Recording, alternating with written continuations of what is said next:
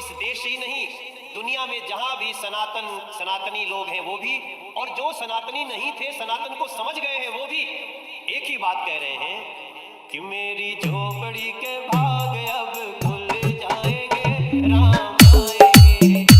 मेरी झोपड़ी के भाग अब खुल जाएंगे, राम आएंगे। राम आएंगे, आएंगे, राम आएंगे। राम आएंगे, राम आएंगे,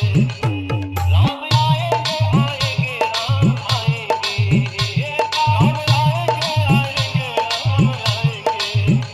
सारे दुनिया के भाग अब जग जाएंगे, राम आएंगे। सारे दुनिया के भाग अब जग जाएंगे, राम आएंगे। राम आएंगे तो अंगना सजाएंगे, राम आएंगे तो अंगना सजाएंगे। दीप जला के दिवाली हम मनाएंगे, दीप जला के दिवाली हम मनाएंगे। राम राम राम आएंगे तो हाथों से खिलाएंगे, राम आएंगे तो हाथों से खिलाएंगे। मेरे जन्मों के पाप सारे धुल जाएंगे, राम आएंगे। मेरे जन्मों के पाप सारे धुल जाएंगे, राम आएंगे।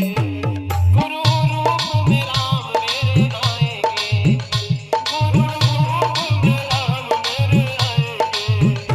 माता पिता रूप में भी राम आएंगे, माता पिता रूप में भी राम आएंगे।